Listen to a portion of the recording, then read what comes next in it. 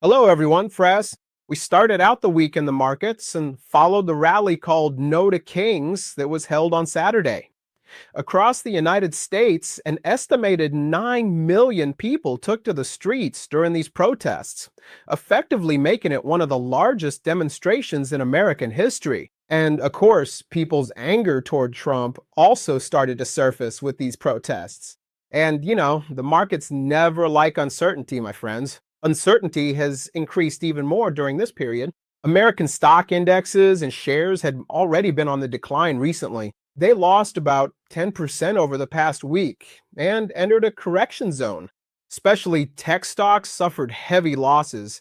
And with this atmosphere of unrest, it looks like things in America are going to get even more out of hand. On the other hand, if we look at it this way, because of both the ongoing conflict with Iran and the chaos happening within the US, investors have stopped even considering investing in the dollar index or US bonds and have instead started to focus entirely on gold. Major investors have begun shifting their capital into gold. When we look at the cryptocurrency side, we can say that Bitcoin has been put to the test from both directions during this period. In other words, while Bitcoin has faced selling pressure due to the risk-off mode, at the same time, during this period when trust in governments has decreased, it has also served as an escape ramp. So it seems like things are a bit more balanced here. In summary, when I look at the markets, I thought that investors had been in a wait-and-see mode for a while. Right now, I think the markets are no longer in wait-and-see mode, but are starting to shift completely into protection mode. In other words, after the ongoing downward trend in the US stock markets with these protests happening in America, there's now a real possibility that the situation could turn into a full-blown crisis of confidence. And if these street protests continue in America, Trump will face some serious challenges. Luckily, he doesn't really see that right now. His ego is so big that he doesn't care what the American people want or what they're saying. In fact, Trump is outright mocking the American people. Even if people want him to stop the war, I think he'll keep attacking for even more. And at this point, I'd like to talk about an even more important issue. Look, Trump administration officials have started analyzing what kind of challenges the economy could face if the price of oil climbs to $200 a barrel. So we can say that this is what's being talked about behind the scenes. In short, they're saying we're planning to attack even more, but if oil prices go up even higher during this time, what will we see in the markets? And they're asking each other about it. And now you might be asking this question too. Okay, but when? Well, there's actually a suitable date for that this week. On April 3rd, the US stock markets will be closed due to Good Friday. So after the US stock indexes close on Thursday, after the markets are closed, Trump might announce something big again because they really care about making sure the markets aren't negatively affected. That's why I think we're heading into a long weekend, and Trump will want to take advantage of this opportunity. Now let's start analyzing the markets and keep discussing together where each market is headed, friends. First of all, when we look at the NASDAQ 100 chart for US tech stocks, we see that it has lost the 23,950 level. As you know, I've had a negative outlook on US stock indexes and shares for a while now. During this outlook, there was a serious zigzag period, and the downtrend clearly began. And when I look at the chart, I see that prices in US stocks have started to become cheaper in this period. But at the moment, I don't see a new opportunity. That's why, for my part, I haven't made any new purchases here.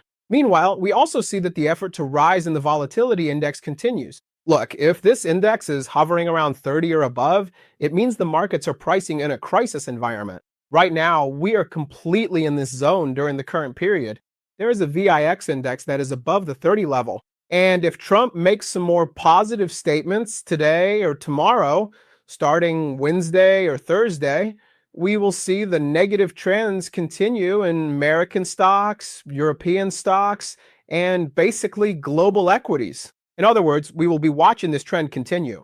But on the other hand, when I look at gold, I see that after a very solid support test, gold has managed to hold its ground. My opinion is that the recent profit taken in gold hasn't disrupted its trend.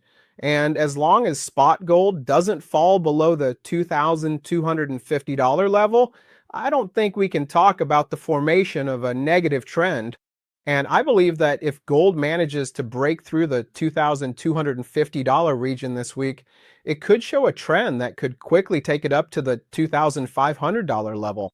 With the recent declines as of last week, I mentioned that I still have a positive outlook on both gold and silver. I also mentioned that they could be considered for new purchases. At the same time, I told you that I am not positive about stocks either. Look, don't forget what I'm saying here. We're heading into an important period. A time is coming when reducing risks and keeping some cash on the sidelines could benefit you. And when that time comes, you'll need to consider those stock purchases. Look, when we look at spot silver, it also held the $67 level very clearly. The downward wicks we saw didn't break the trend here, and I think the downtrends have completely ended. That's what I think. In my opinion, the downtrend in both gold and silver is over, and I believe we'll start to see upward movements again. Of course, this situation also applies to more micro-scale products like gram gold and gram silver. Whether you invest in the GLD gold ETF, take a position with leveraged gold like UGL, consider alternatives like tether gold in the crypto market, or buy gold from your local bank. Regardless of which option you choose, I believe that a portion of your budget should be allocated to buying gold, and that gold should be included in your portfolio. And when we look at the global market, we are going through a period where it's hard to make money, and in fact, people are losing a lot of money all over the world. Maybe in the coming period, there will be even more financial losses. And in times like these, those who lose less money than everyone else should actually feel happy. For example, the partial drop in gold prices didn't bother me at all, because markets can't keep going up every single day, one after another. There will definitely be correction movements in the short term. If these things worry you, you really shouldn't invest in any of these markets. By the way, we're still giving away Cellcoin branded hardware wallets through our partnership with Ledger. I'll be giving away these hardware wallets to 2 of my followers who like and comment on this video. And I'm also leaving the links to these hardware wallets below the video. Keeping your balances in your own wallet for a long-term investment is an important option, friends. And besides these options, I want to mention that Ledger isn't just a wallet, it's actually an entire ecosystem. Because within Ledger Live, there are also functions like swapping your coins, saving, and even spending. Keep an eye on these alternatives, friends. If we look at the Istanbul Stock Exchange Index, I have to say that continued declines seem likely there as well. So we're in a period where the problems of developing countries are increasing.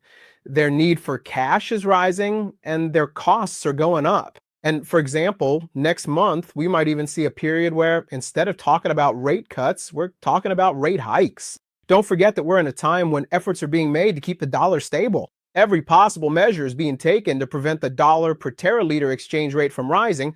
And in this process, I don't think it makes sense to make new evaluations in the stock market or with stocks in Turkey, which is strategically very close to these developments. For a while, I had a positive outlook, but now I'm in a wait and see period there as well. If a new opportunity period arises for me, I'll make an assessment here as well. Right now, we see that it has tested the 12,600 level multiple times in its current range. This was a critical support zone for me. It hasn't lost this level yet, but I think if it does, it'll enter a significant gap area again.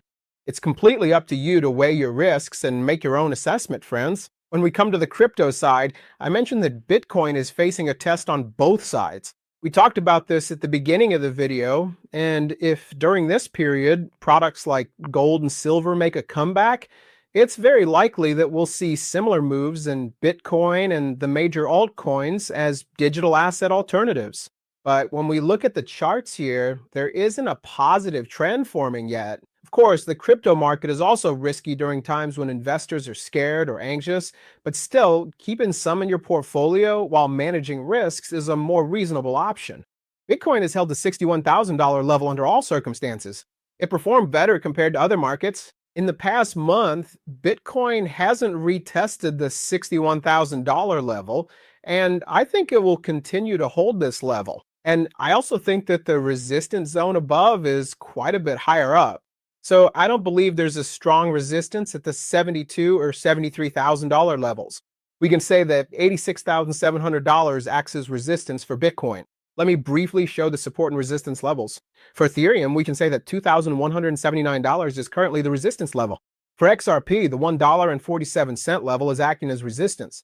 As for Solana, the $91 level is the resistance point. One of the data points I've been following during this period is this.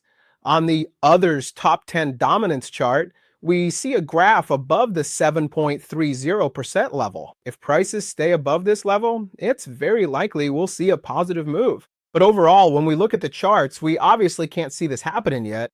So to sum it up, it's completely normal for the crypto market to lag behind this much when the US is acting so dominant and aggressive. All markets have been affected.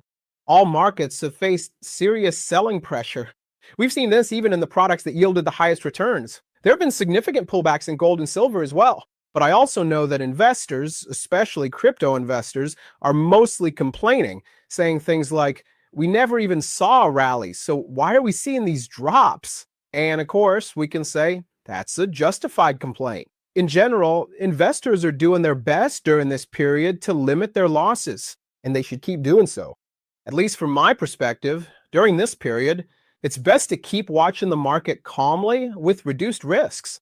Other than that, there's nothing else I can add for now. No matter what happens with prices, I hope you're doing well. See you in the next video. Take care of yourselves. Subscribing to my channel and turning on notifications is an investment advice for yourself. With the intention of informing you about developments before they even happen. See you again.